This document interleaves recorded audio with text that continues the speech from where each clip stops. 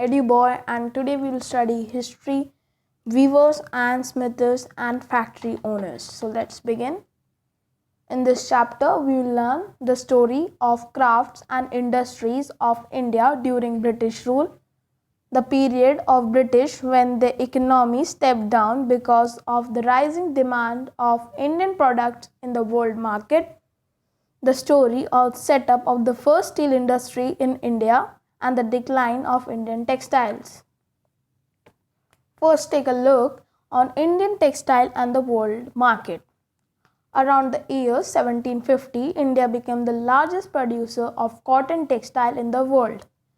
The reason for the popularity of Indian textile was that these were known across the globe for the executive craftsmanship and superfine quality. Traders from all around the world wanted the Indian fabric because of its better quality. At the same time, the British market started to fall. Fact. It is believed that in olden times when there was colonial rule, it was said that the sun of colonial rule never set because they ruled all around the globe. That's an amazing fact. Indian fabrics in European market.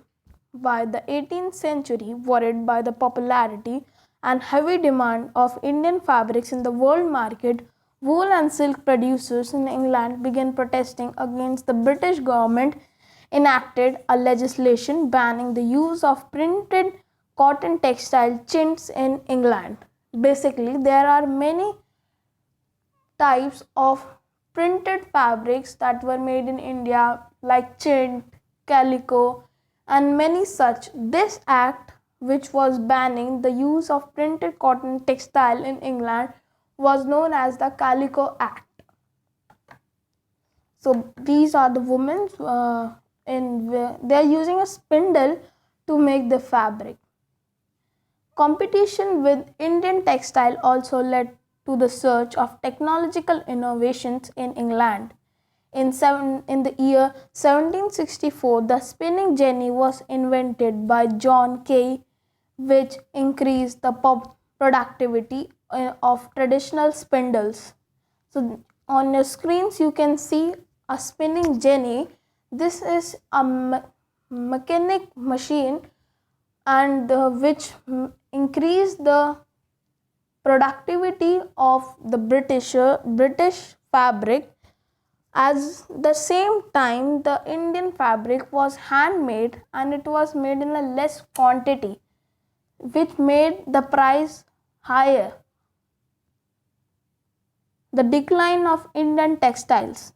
In the 19th century, millions of skilled Indian weavers were retained jobless owing to the decline in the demand for Indian textile in the world market. Trade had suffered due to huge import duty levied on Indian textile in England.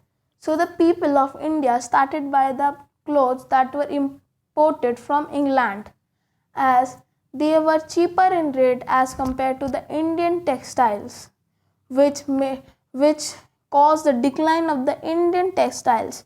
Millions of the craftsmen which were in the Indian textile were now jobless. What were the main problems with the Indian textile? In the early years of its development, the Indian textile industry faced several problems. It found it difficult to compete with the cheap textile import from Britain. As I said you that it was made in a higher quantity, so it made the product cheap. At the same time, the Indian fabric was handmade and made in a less quantity, which increased its price. In most of the countries, government supported industrialization by imposing heavy duties on imports. So in most of the other governments, they basically introduced industrialization, which means that they made their own industries in their own country and they left a heavy duty on imports. So most of the countries would make their own things. Thanks for watching. Please like and subscribe. Thank you.